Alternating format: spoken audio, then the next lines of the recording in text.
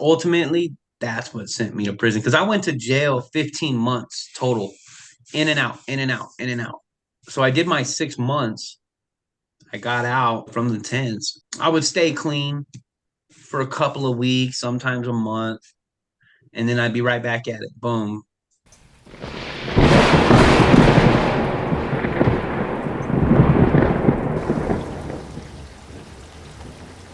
And we're back to the Broken Home Podcast. Hope you all had a great week. Tonight, we got a buddy of mine on. We got AZruction. How you doing tonight, bro? I'm doing good. How you guys doing? I'm doing all right, man, despite this bullshit weather. But other than that, heard doing that. okay. Yeah, Hell yeah, there we go. So you know the drill, bro. We always take it right back to the beginning. Why don't you tell us where you grew up? What was that situation like? I grew up at first, so like I was all over the place.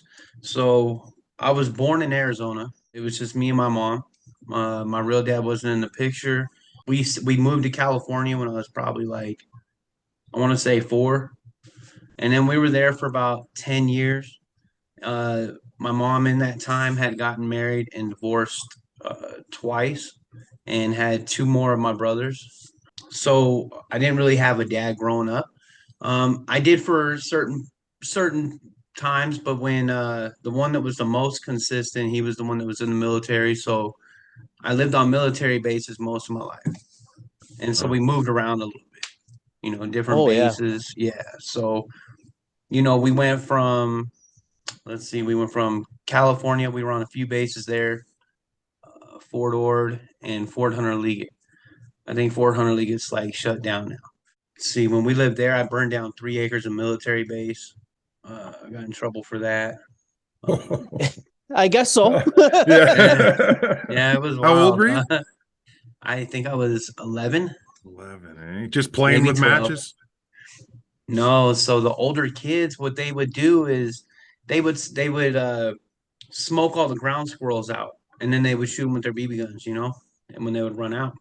So I don't know what kind of trees they were, but there are these little trees, and they drop these little like fruits, and they harden up, and you step on them, and like green smoke comes out. And I remember my buddy was trying to use one, like it was a bomb or something, and well, he caught the brush on fire. And so I had already taken off down the hill. I was already gone, and I turned around and ran back up. And so, I mean, technically, I didn't really burn it down, but I was with them, So I tried to put it out. Yeah, I was stomping on it, and I remember it would just like come out from my feet and just get bigger and bigger. And then he had already taken off. He didn't even try and do nothing. He already dipped out. But I lied about it and said I didn't know what happened, And I remember my stepdad. He was like, "Oh, really?" And he just grabbed my leg and he brushed it up, and all the hair just fell right off.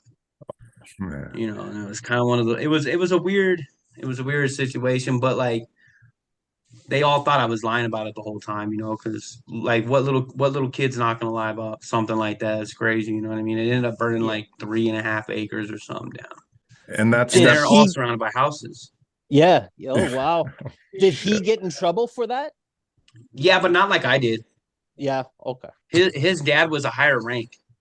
Like he was one of those little spoiled kids.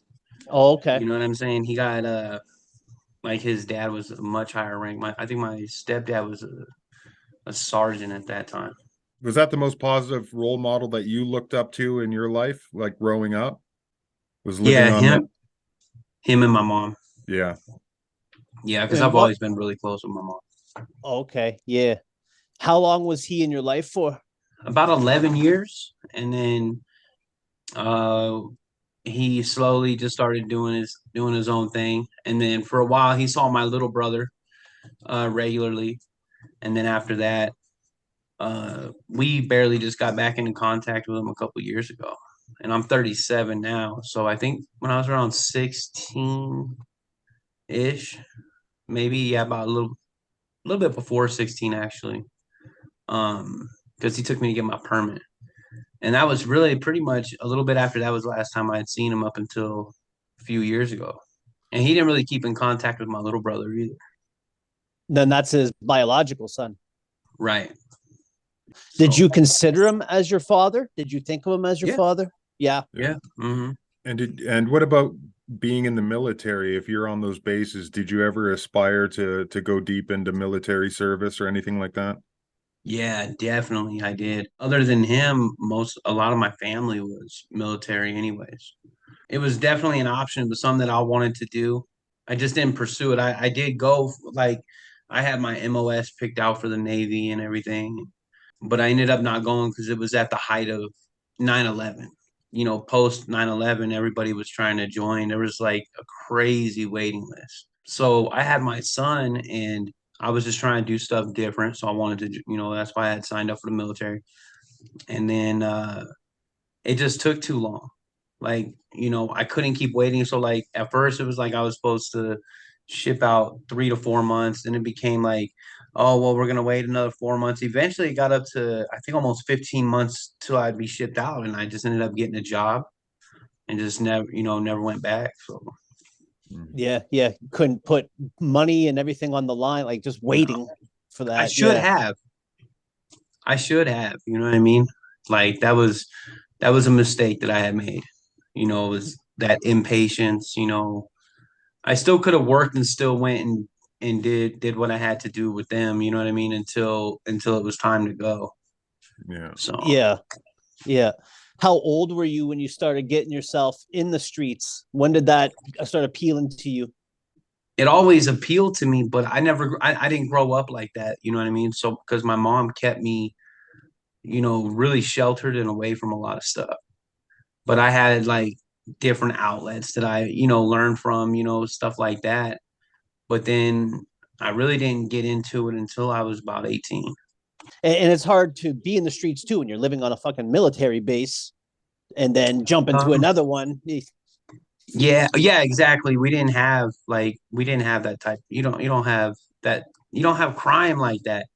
You Yeah. just don't. You ended up having to serve some time. How old were you when that took place? 27. Or no, I got my first charge when I was 27. First And then charge? yeah, that was at the height of when I was selling heroin and meth and stuff like that. They caught me at a good time, I guess, because I had a lot of charges. But if they would have came and knocked down the door an hour later, they would have caught me with a quarter pound of heroin and probably like 3 or 4 ounces of meth. But they came an hour and a half ish before that, and so they got me with like 11 grams of meth and I think 4.5 grams of heroin that was left because I had to re up every day. Same thing, quarter pound, 3 or 4 ounces every single day. So Wow. yeah, and so that's how also I was feeding, my addiction as well because I Let's was get able into to that. do, yeah, I was able to do unlimited amounts of drugs pretty much. Yeah. Yeah. It was ready available. When Right. did you start doing drugs then? 18. 18. What was it that you started fucking with? It was just weed at first, you know. Okay. Yeah. And how did that progress? It wasn't really so much like the weed. Like I know a lot of people like to blame it on that, especially people that come from like strong AA backgrounds and stuff, which that's okay with. I understand that stuff, but I don't blame it on that necessarily. Uh, I guess weed can be addicting when it comes to just like habitual things, Yeah. wake and bakes, things like that. But it's not like heroin or No. fentanyl, meth, things Yeah. like that. You know what I mean? So, um, I didn't really start doing heavy drugs until about a year later, and then I started doing coke. And then immediately from there, I always figured out, how to get a hold of being able to sell it. So I remember one time the guy he would drop me off a few ounces at a time, and I remember this fool came over and he had his eyebrows were shaved off. And we were like, dude, what are you doing? He was like, hey man, they're after me right now. The cops. He's like, I'm trying to blend in. We're like, you are not blending in on me. Like you look crazy right now. But I stumbled onto him by accident.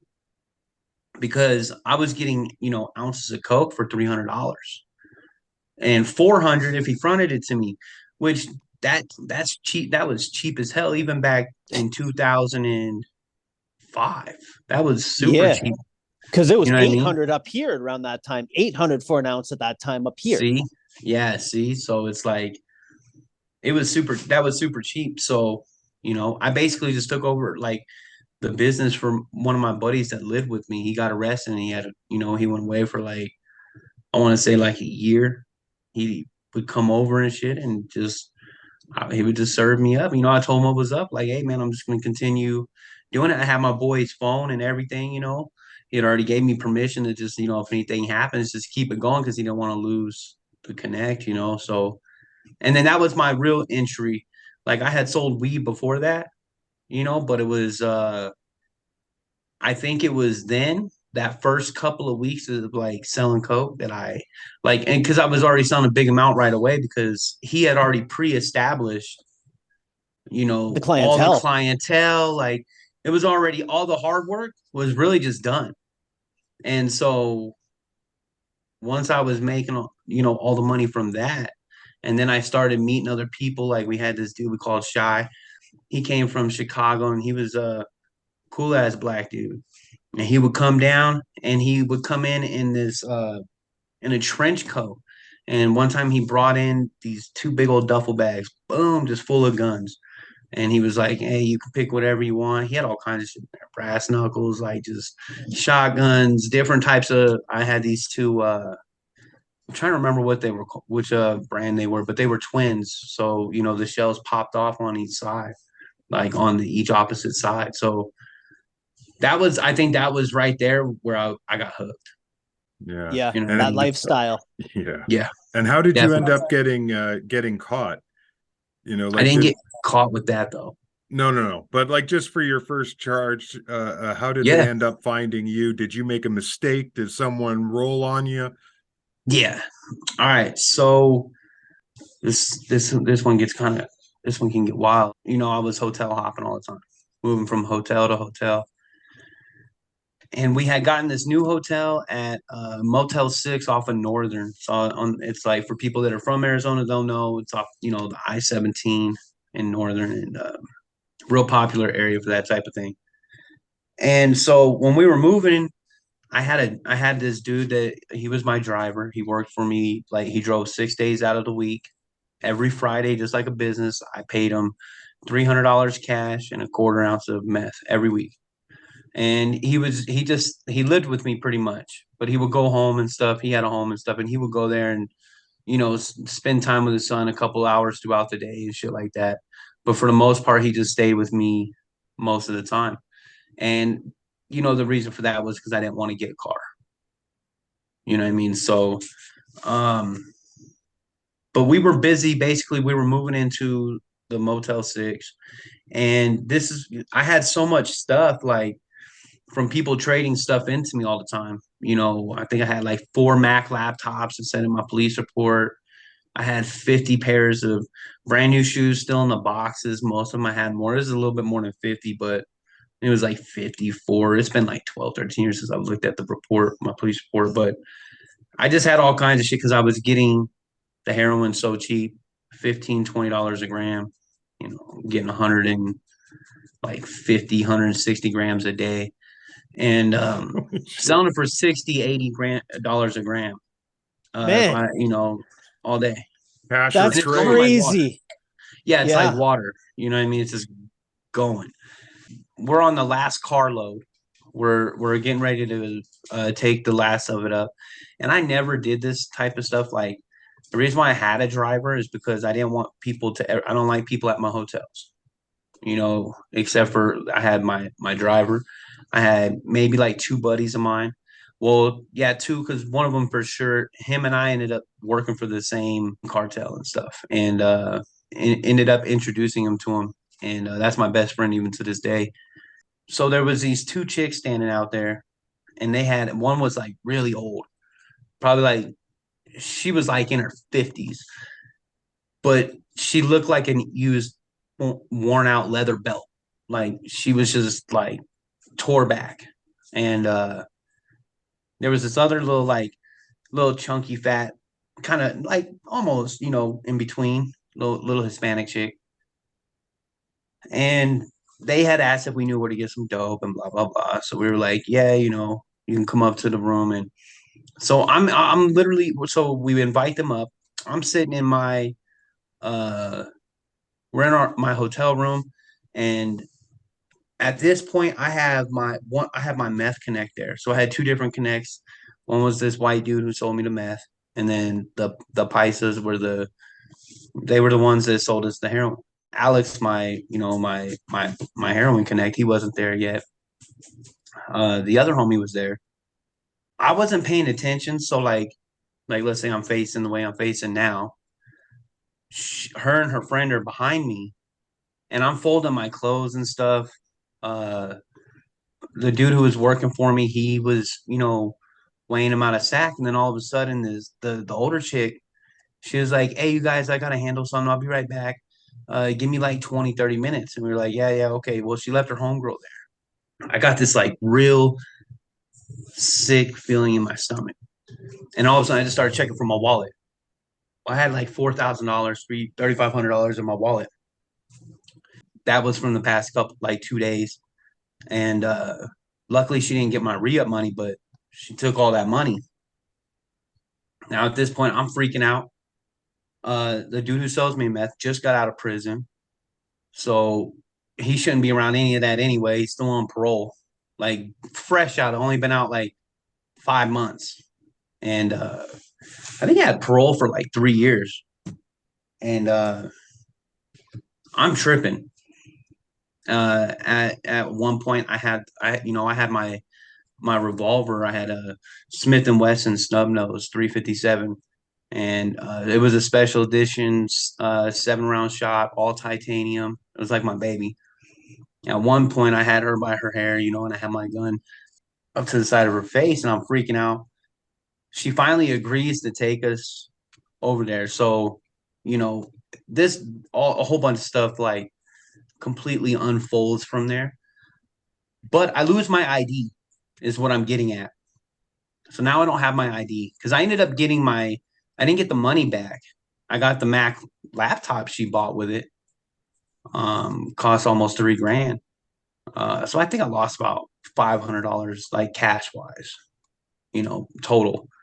Uh, but so we go to a Red Roof Inn, and he puts the hotel in his name. But I didn't know this whole time he'd been working with me. He never told me that he was on probation. Well, on the I-17 right there on the freeway, they run checks up and down. The police do Monday through Friday, and they do warrant and probation checks. Well, if you're on probation, you're not allowed to be in a hotel if you don't have your PO's permission. So that was how they caught me. They kicked in the hotel door because it was registered in his name, and he had gone down because I was gonna get ready to go to sleep after, the paisa came and stuff, and I was gonna go to sleep for a few hours. I'd been up for probably like 2 or 3 days already, and yeah, that was how I got my first charge. So it was kind of like one of those things because they had asked who else was in the room, and he told them my name. So when they came into the door and they were pounding on the door, they were already telling, saying, "Jonathan, we know you're in there, blah blah blah." So it was this whole thing, and I was so fucked up that I didn't think to just flush my drugs because I wasn't a felon. So legally, all those guns that I had, all 9 guns that I had in the hotel room, they were all legit, and I was legit. But instead, I was worried about like dismembering them and things like that, and trying to make them to where they felt safe type thing. And plus, I thought that they would have to have a warrant to get into my safe. Well, they didn't because the Oh, dude was wow. on probation. So technically, it was his room. Anything in that room that was they could search. Yeah. So that was how I caught my first charge right there. That was when I went to prison for though. What transpired with that charge though? Were you able to plead to a lesser charge of it? Like, did they try to hit you with trafficking, or what was the charge with that? They were all sales charges. So a felony two in Arizona, a felony two is the same. It's the same charge as second degree murder. It's a felony two. So they gave me five felony twos, two felony fours, and a felony six, which is the minimum. That was just for paraphernalia. The two felony fours were for two accounts of dangerous weapon with intent to use on an officer. Because in Arizona, if you have heroin and guns in the same room, they consider it protecting your stash at all costs. It doesn't matter. Even though I never, when they came in, I just laid on the ground. You know what I mean? There was nothing there. So then they hit me with the five felony twos. I think two or three of them were possession of dangerous narcotics for sale. The other two were narcotics for sale. Because I had all kinds of stuff. I had 9 pounds of spice. I had so many pills. The detective called it the biggest smorgasbord of pills he had seen in a long time. People would just be like, "Hey man, I got perk 30s, perk 15s, perk 10s without the Tylenol." Like I had different types of Xannies. I had green monster Xannies, yellow buses, the regular white ones. I had all kinds. I had Klonopins, Somas, but I had 196 of them. So it was like a big old bag. And so they charged me for that too. So I got charged for that, the heroin, all that shit, everything. At a pharmacy. Yeah. Yeah. But I had forgot about those. I wasn't a pill popper. Yeah, yeah. And I made so much money. It wasn't like it wasn't like where I was like, oh, I gotta go sell all these pills so I can make my re-up money. Like I'm doing that in 6 to 8 hours already every day within, making my re-up money off top. So it wasn't like, so they just kept building up. I remember I would just throw them in the same bag. People would trade me 20, I just throw them in there, and I just I forgot about them. Just You know what I mean? accumulated over time. Yeah. How careful were you with this operation, despite Um, being hooked on using the stuff as well? for the most part, I was pretty careful about stuff. I would rarely get high while I was out, but I would just get all high all, in the mornings, at night. I would get high in the day, but I just wouldn't do it in the car usually. Now it got to a point later on in my addiction where that didn't matter. Yeah. But that was later on when I wasn't selling drugs anymore. I was just, the drug addict at that point. When you got this charge, how old were you? 27. 27, you got that charge? And Yeah. how long was it until your next? That charge was in 2012. My next one was in 2015. 15 aggravated assault. And Okay. I caught So that in county. so you went to jail for this charge then? And it got put in the Yes. county? Okay. Well, How long did they put you in for? well, they had it. So originally they OR'd me. They let me out of my own recognizance. Um, while I went to court because I had never been in trouble before. You know what I mean? So they gave me an ankle monitor. For a short time, I still kept selling dope. I was still doing. I had an ankle monitor on it, and I was still running around the streets. Toting a pistol around. You know, breaking in. Robbing people, breaking in people's houses and shit. I was still doing crazy shit while wearing an ankle monitor. You know what I Living that mean? life So still. Yeah. yeah, like it just didn't matter. I did that. I was still getting high every day. I failed all my drug tests with my uh pretrial services probation officer or whatever. They just never they did for some reason they never took me in. So probably because I'm just running around town. So I found out later on that they actually have like these little lines that just connect to everywhere you ever go. Oh, your GPS. Yeah. Yeah. I was just running around town everywhere still doing shit. They're probably just seeing where I'm going all the time. But also the Pisces and stuff that I was messing with, they wouldn't mess with me anymore until I got the ankle bracelet removed. Once it got Oh, removed, then I could have continued business. So that's where my downfall went. If you're not getting the direct line, you're not getting 15, $20 grams of heroin. They weren't like the best, but I didn't care. I was buying with my own personal money. I was spending $80 a gram on like shit, little tiny shits will give you, an overdose. So I didn't care what I was selling to everybody else. You know what I mean? It wasn't great. It wasn't the worst, but it wasn't great, but you'd be hard pressed to find those type of prices. So yeah, I mean, I was still just running around getting high, and I could be gone from 8 o'clock in the morning till 8 in the afternoon at night. So I had a 12-hour period that I could just run around. Yep. I mean, and that's exactly what I did. Even at night, I still managed to find a way to be more than 100 feet from my or 50 feet from my box because I just went and bought like 300 or 400 feet, I think it was, in extension cords. And I Yep. just hooked them up all together. And you can find me at 3 in the morning, walking around the apartment complex with a black box with this orange and green cord following all behind me, going up the stairs and shit. Holy cow. Yeah, I just didn't care. I was still Still doing that. doing it. Yeah. So you're out on your OR. They ended up just letting me stay out. When I took my plea, um, I settled for one possession of dangerous narcotics for sale, one felony two. They gave me 6 months flat time in the tents in county. Um, and then with a 3-year probation tail on it, which that lasted 8 years. Oh wow. 8 years, almost 7 years, 8 years, yeah. That's a long So time for probation. right. So I ran around in like, for even when they let me out. So they had this program.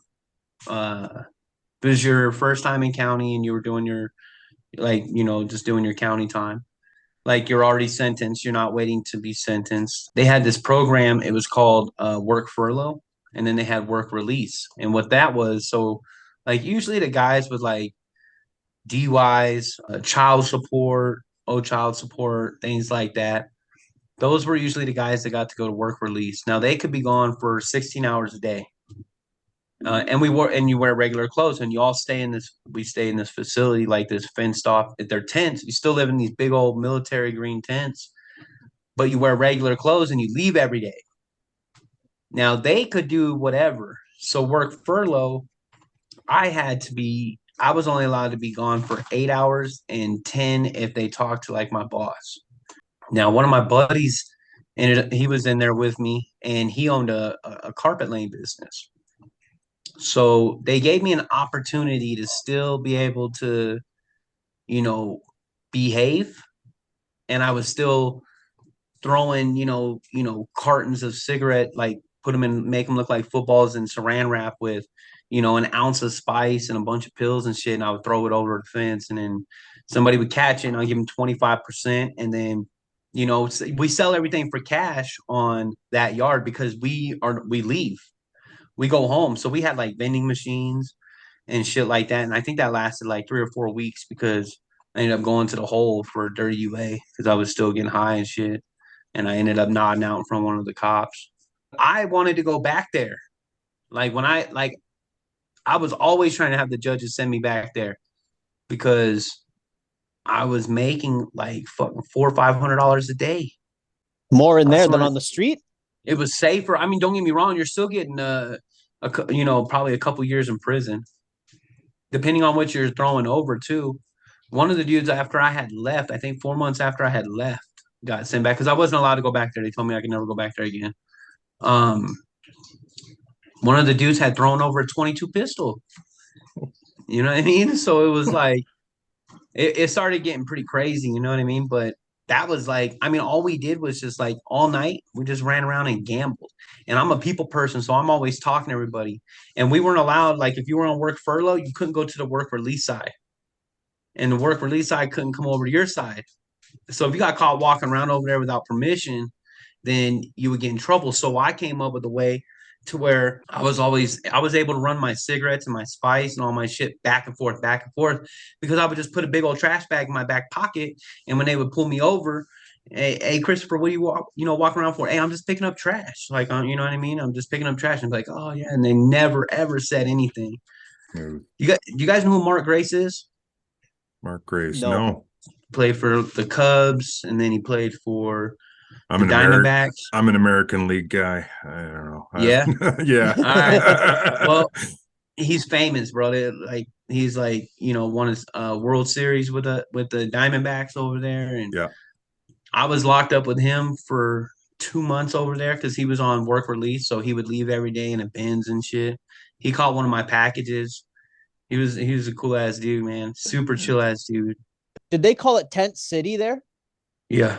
When they told you that you were headed up there, what was your initial thought? Did you have like some prerequisite thought of like what it's going to be like in the county, or did you already have homies that have been in there, told you what the breakdown was Yeah. already? Yeah, I'd already knew what the breakdown was of it. You know what I mean? I was looking forward to it just because I like, I fight a lot. So for me, it was like, I just get to do that all day. I was just Yeah. beating people up daily. Anyone in particular, or just, someone looks at you the wrong way, or you're just No, no, finding no, reasons? no. They had reasons why. You know what Yeah. I mean?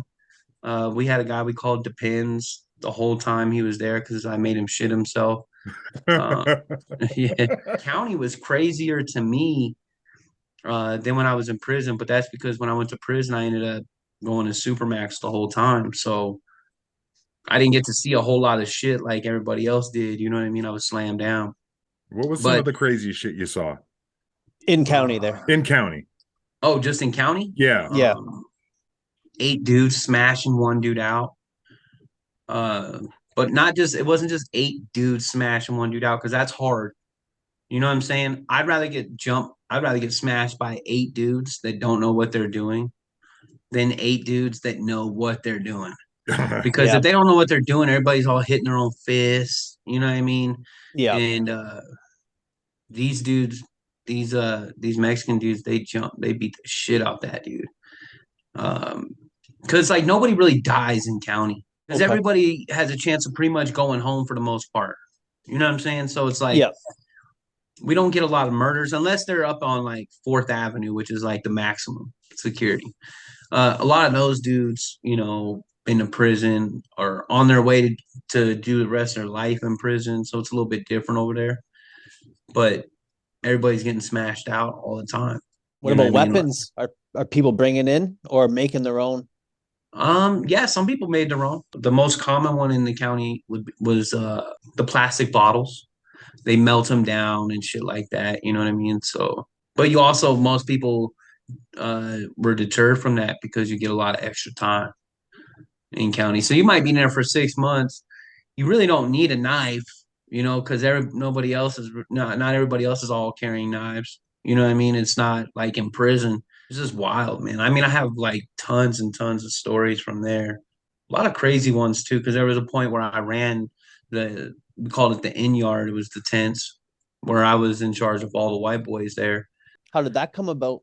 So they had this dude who he had never been to county. He wasn't even from Arizona. Even in county, we're racially segregated. Everybody eats at their own tables, by race. Even in county jail, it's like that. At least in Maricopa County. But yeah, for the most part, Arizona's just pretty much like that. So what he was doing was he was like, so we don't have like on a regular yard, you don't have any white boys or none of the Mexicans, none of the Chiefs, none of them. We don't let gay people run around on the yard. But in county, they have their own shit. They have their own like table and everything. We call them Cheetos.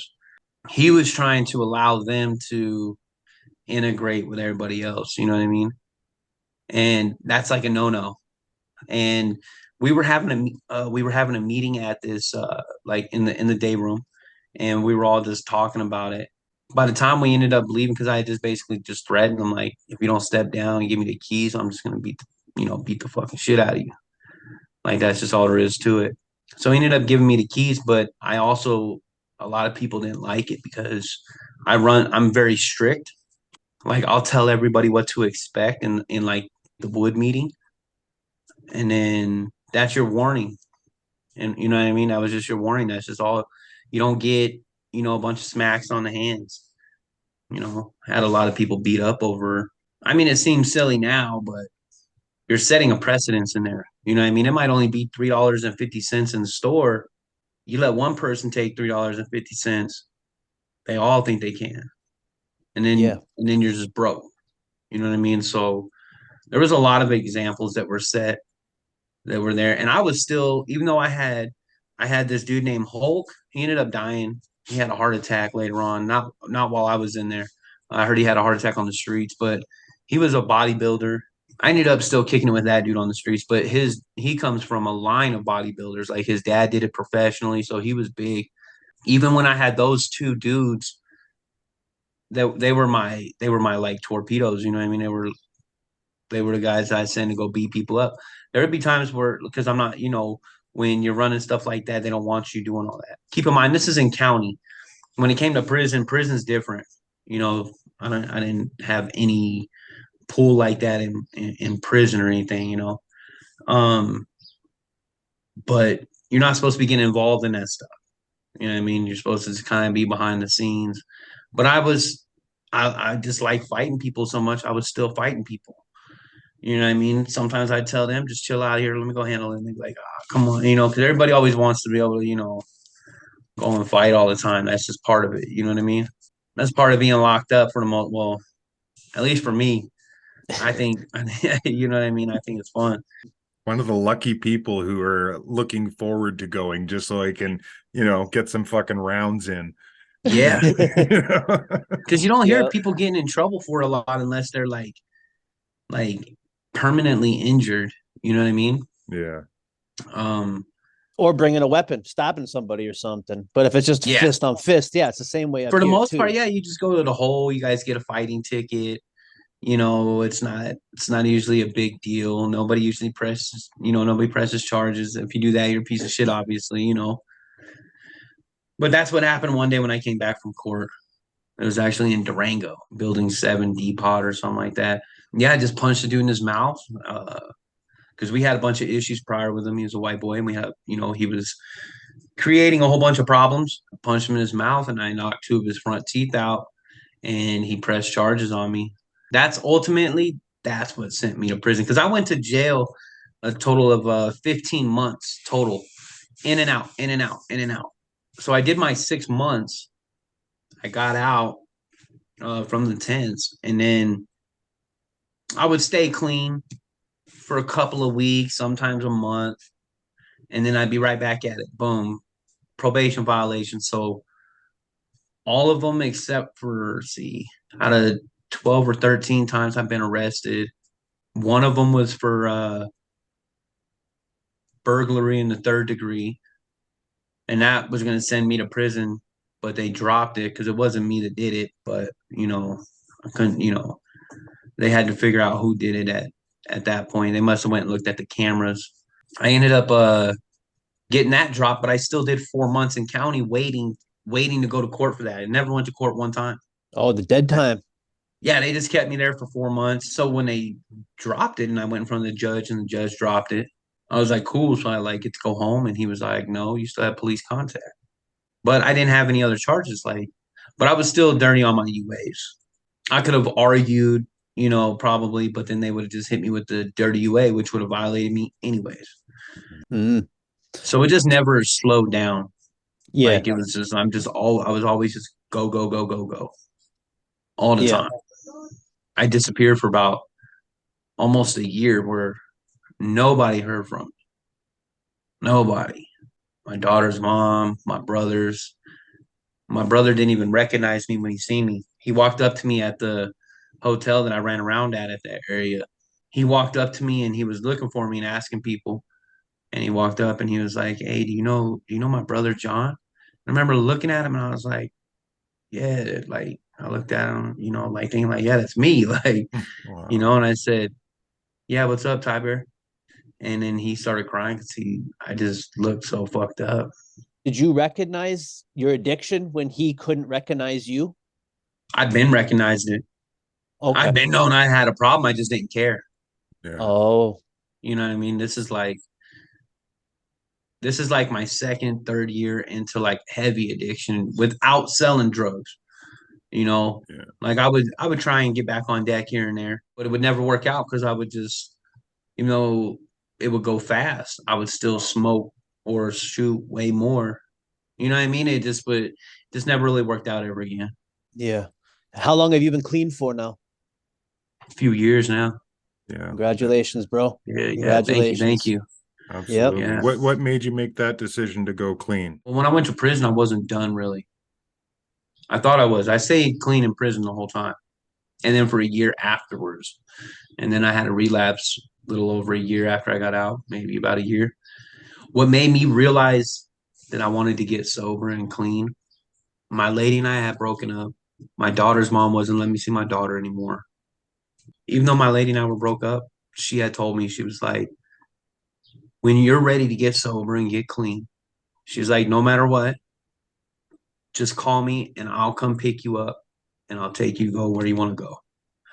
And I had been out for, running around for about another 6, 7 months already.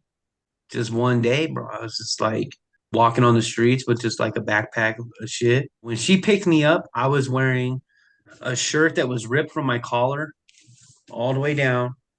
It was dirty as fuck.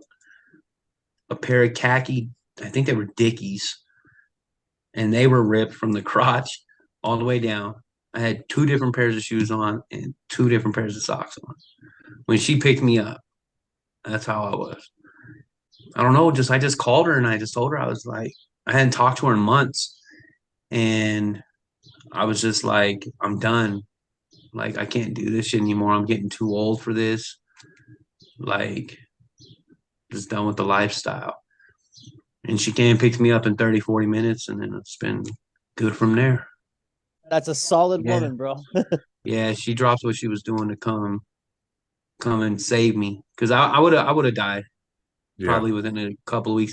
Cause I have in my shit, I have over like my little career of drugs. I've overdosed 8 times. Two of them were when I had that relapse in a 7 month period. So because fentanyl was just starting to hit the streets, I think that might have been what it was once a couple of those times. Mhm. So Yeah. what are you doing to keep yourself busy now and staying clean?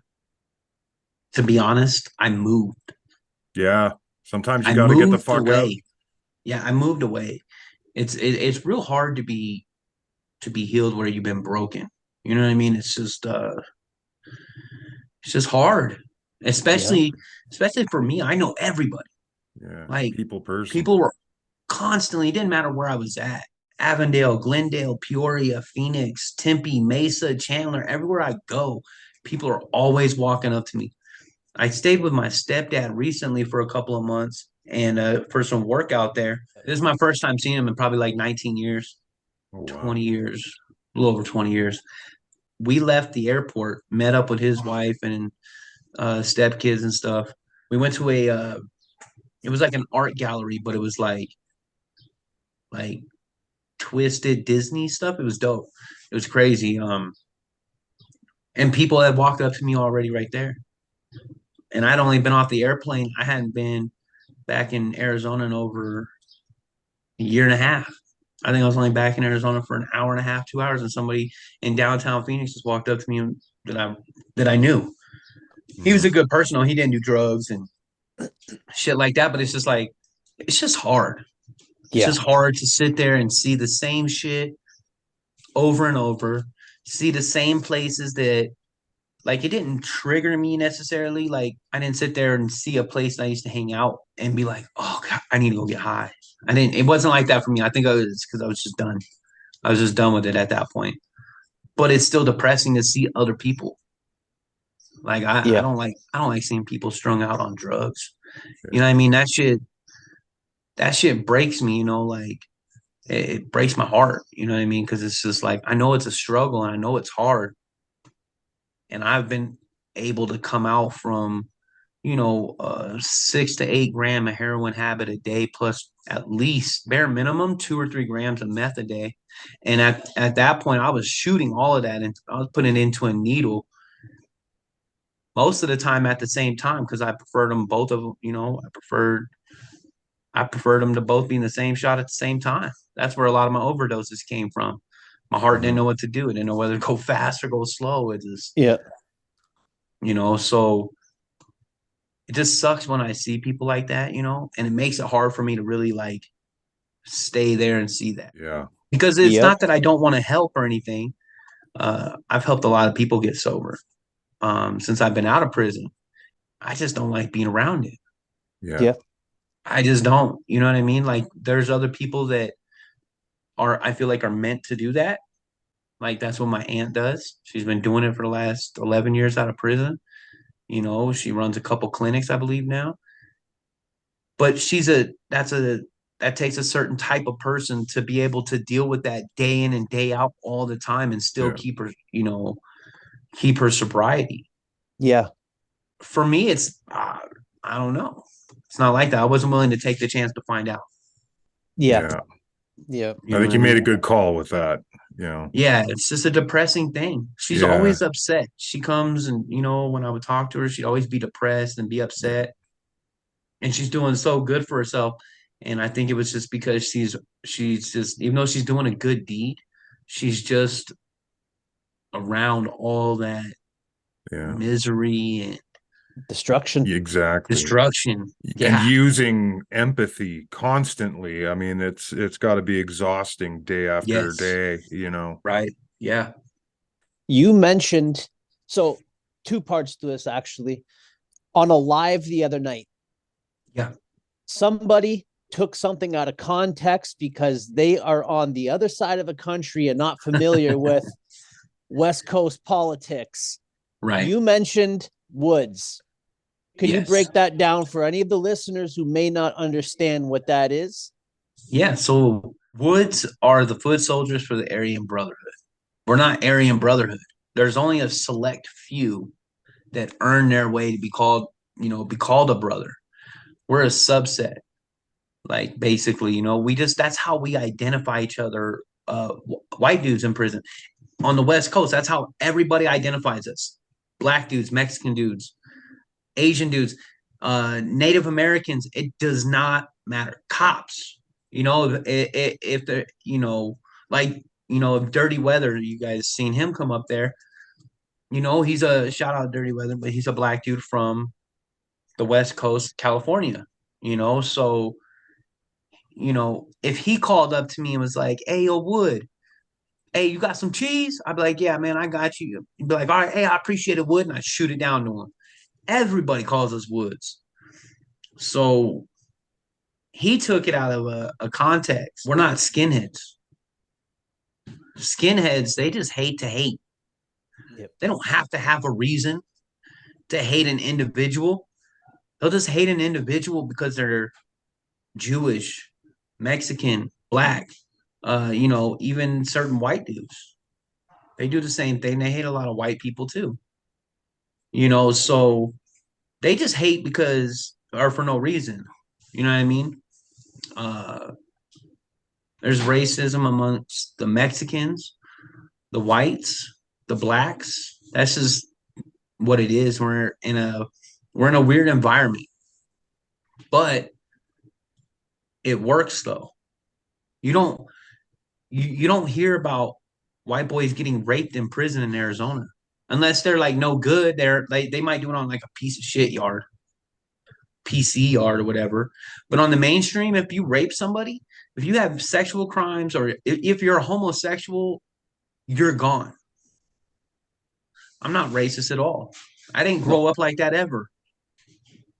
I had to, like I couldn't sit there and listen to rap and shit while I was in there. I did, but I had to keep it, in my headphones. I had permission from one of the big homies. He just said, just keep it to yourself, Wood. That's all he said. Just keep it to yourself, Wood. I don't care what you do in yourself. I told him, hey, I'm solid. I'm a solid individual. I'll put in work.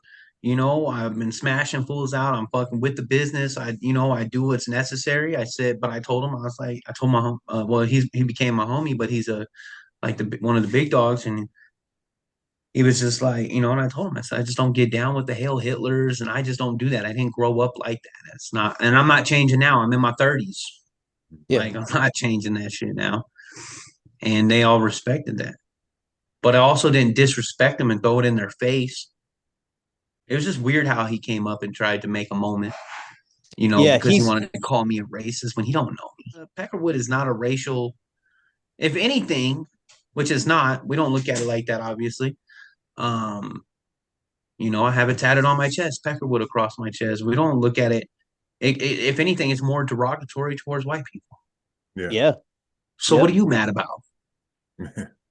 You know what I mean? Like, but that's just how we identify with each other. I still associate with a lot of with a lot of people that are somebodies in prison. I still associate with them. So for him to say, well, that's behind the wall saying, well, guess what? It might be, but out here too, for me, that's just how we greet each other. That's how we talk to each other. Calling somebody else a wood or peckerwood for us on the West Coast, it's a term of endearment. Yeah. Black dudes do it. Yo, what's up, Woods? Mexicans dudes do it. Hey, what up, Woods? Like everybody does it. It's just a term of endearment for us. He's just he was just so hyper focused on trying to make a moment. He thought he was gonna shut me down, or like Yeah. he tried to say that, oh, you're just mad because you got checked. That's the fuck up. You didn't check Mhm. nobody. Like, you know what I mean? Like, I don't know.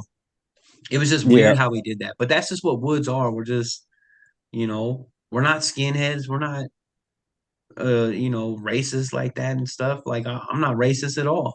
Period. No. Ever. I'm gonna have my best friend up. You guys will see him. His name is Marquand. He's going to be giving his story about how he recently got jumped by 17 Phoenix PD officers. He's in a lawsuit. That's I have five best friends, and he's one of them. You know what I mean? So it's just like it's just crazy. I've been doing music my whole life, rapping, hip hop, recording, doing all kinds of stuff. I don't do it now because I'm older and I kind of just moved away from that type of thing. I do other stuff now, but I've been doing that shit my whole life. Mhm. Yeah. Like you know what I mean? Like I don't know. It was just a weird thing that he was trying to do. Yep. He was just trying to make a moment with me, and it just didn't Yeah. work out for him. Yeah. You know what I mean? So Yeah. So you ended up going to prison. What was that for then? that was for aggravated assault. That was for knocking out that dude's two front teeth. That's right. And Yeah. that was while you were in the county, correct? Correct. I was in there on a probation violation. And how long did you go to the prison for? I got 2.5 years, but I ended up doing 3 because I lost all my good time for all my assault tickets that I got in my first 45 days. Wow. What was prison like? What was your thought process going into those gates the first day? Like basically, I was just telling myself, just be you, and that's exactly what I was. And everywhere I went, everybody loved me. Just like it's very rare people don't like me. More now, so much because I've been on the internet, but in the past, it Mhm. was very rare people didn't like me. And usually that's just because I intentionally didn't want you to like me.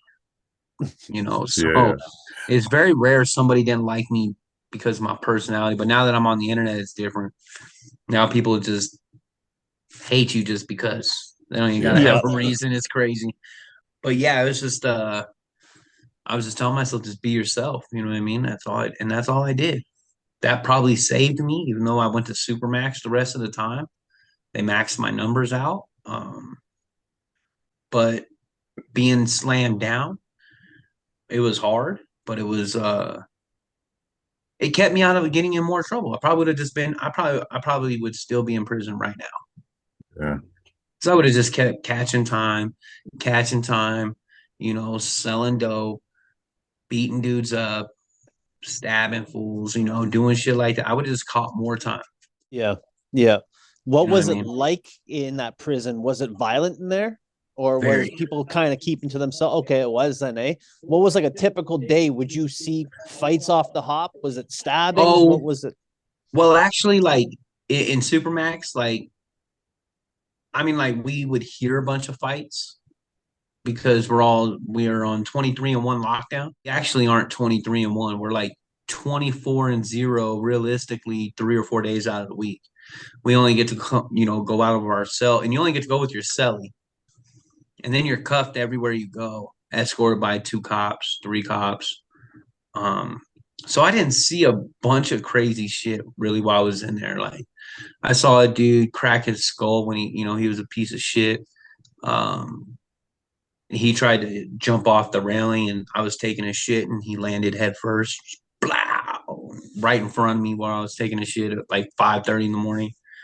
Just heard his whole head just cracked open and his body just crumpled. It was real weird. It was weird to see. Wow. Yeah. But Jesus.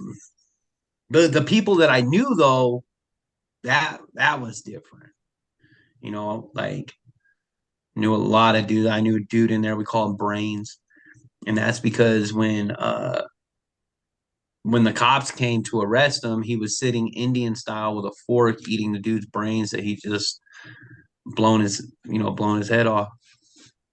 Wow. So like the Wow. people I met were crazier, you know what I mean? Like I saw it like, you know, but so I didn't get to see a whole lot because I got maxed out so quick.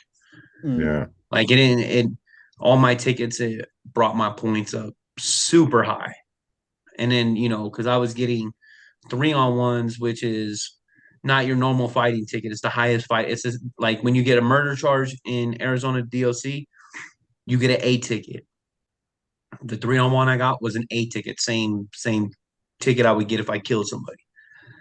So I had those. I had two of those. I had one of those, and then I had two B tickets for all fighting. Plus, I was in there for fighting, and they actually used that against me too when determining whether they're going to max me out or not.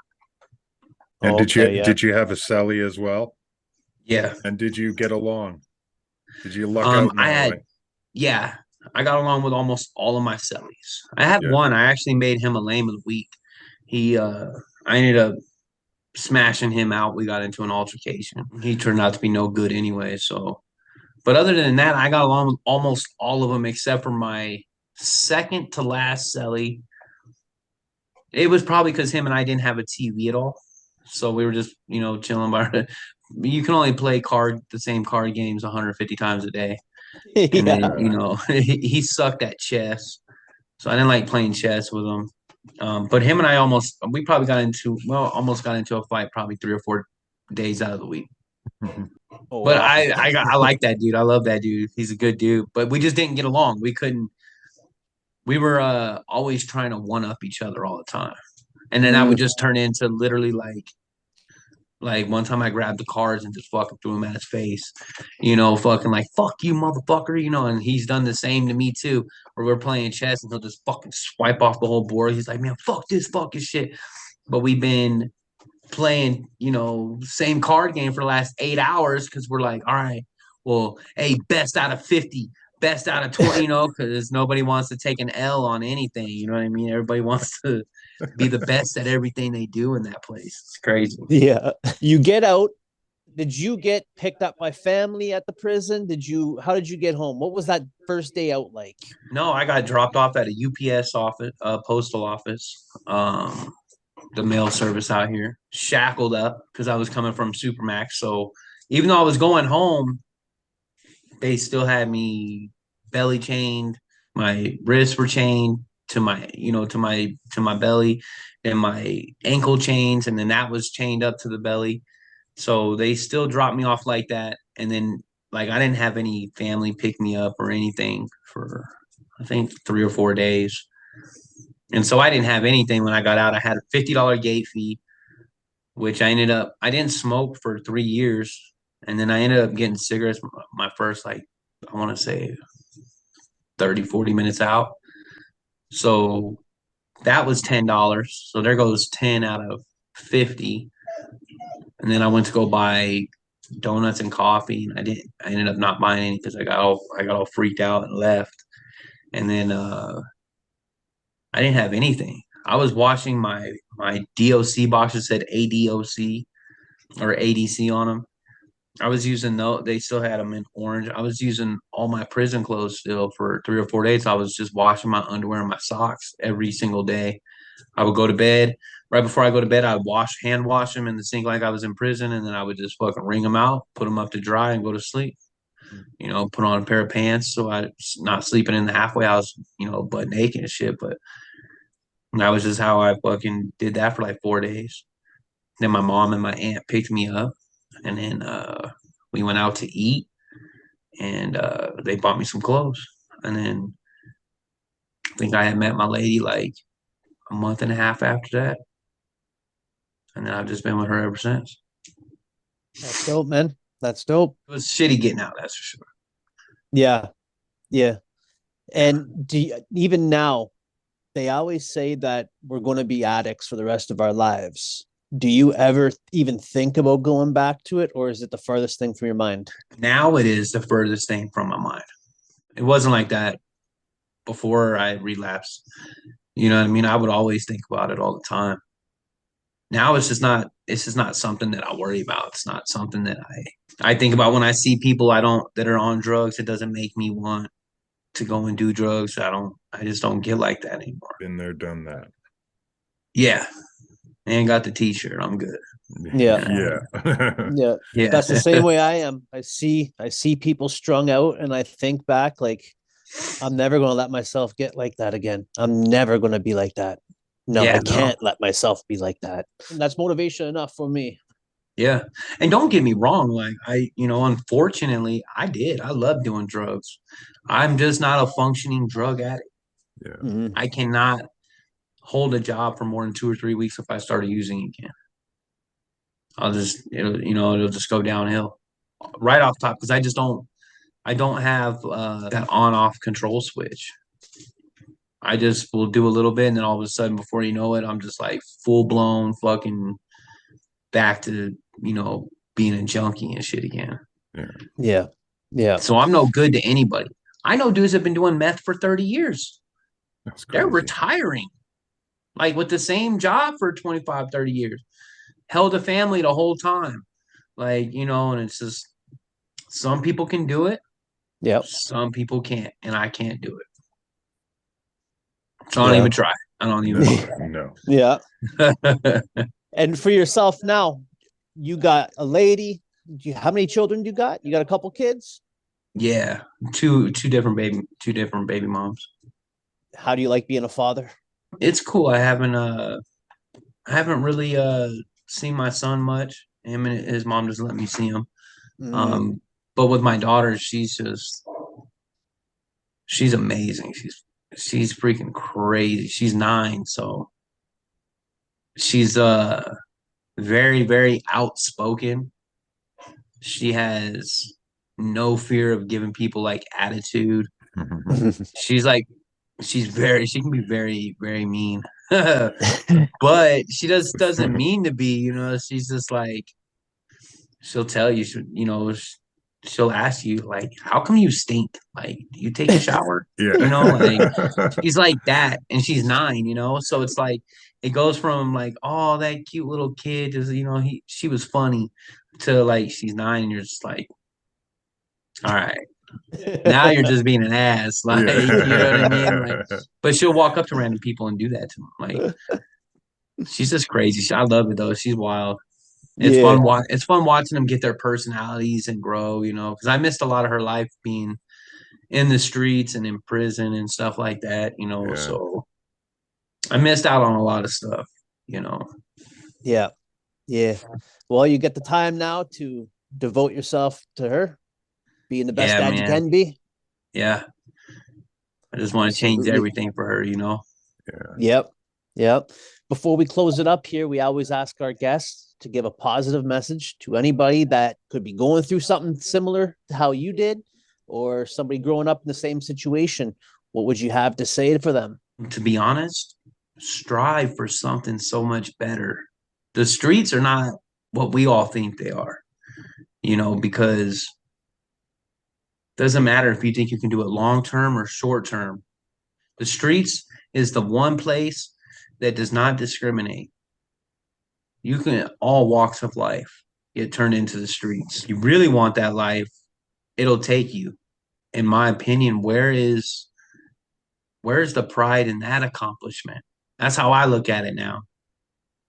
Because it's easy. Anybody can go to the streets. Anybody can. But what's hard and what's accomplishing is staying away from all of that, getting sober, doing something different. That's admirable. Uh, that's something noteworthy because not anybody can do what we have done, get out of addiction or, you know, I got buddies that are still doing it, still heroin addicts, never been sober once in 13, 12 years now. You know, they're probably going to die heroin addicts. And his life looks miserable. Like, I have fun now. Yeah. Because when we were doing that stuff, we weren't worried about going camping. You give a fuck about going camping. You give a fuck about fishing anymore. I didn't care about doing, YouTube or, whatever. I didn't care about doing any of that shit. I just was out trying to hustle to get high. That's just that's a beat down job. And it's like the most literal sense of a dead end job. You know what I mean? Like there's nothing because it is a job. People think being an addict isn't. No, it's a whole fucking job. It's a Yeah. whole lifestyle. And if you're not, you dedicate your whole life to that. Everything. Everything revolves around that. So that's just what I want to tell people is just there's something much better out there. Even if I was alone in this world, I would rather be sober. Because at least I can be sober and run around having fun, doing whatever instead of living a miserable, non-existent life. Anybody can do it. Anybody can come back. I've come back from the depths. People didn't think I would ever come back.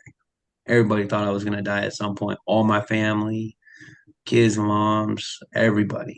Everybody thought I was going to die at some point, and I didn't. So anybody can come back. But you It's got to not put too in the late. work. It's never too late. Dude, that's Yeah. awesome. Absolutely. Absolutely, bro. Yeah, Tell the people definitely. where they can find you at. You can check me out on Instagram, YouTube, and TikTok at AZruction, just like down there in the screen. Yeah, that's it. Everything's pretty much the same on those three. Those are the only ones that I have connected to social media for my channel. So check it out. And I appreciate you guys, man. And thank you Awesome, so bro. much. Yeah. Always. Yeah. Salute. Anybody you want to give a shout out to before we close her up? Man, yeah, shout out to everybody who supported me, and still does. My family, my lady, my kids, my mom, everybody. Uh, yeah, there's just everybody that supports me. Plug, shout out New Age Plug, Jay Williams, Ronnie Blue Eyes, everybody. Those are my guys. Blue Collar Vet, everybody. So if I didn't mention anybody, don't get upset. We'll just be here all day mentioning people, to be honest. Yeah. There's a lot of people that are on, but yeah, shout out to everybody. Yeah. So, Awesome. Thank you so much for coming on tonight, AZ. hey, definitely appreciate it. Everybody else, you have a great week, and we'll see you next time. Hit Broken that Home like button. Podcast. Hit that like button. Hit that like, share it. Let's go. All right. Take care, buddy. Take care, everybody.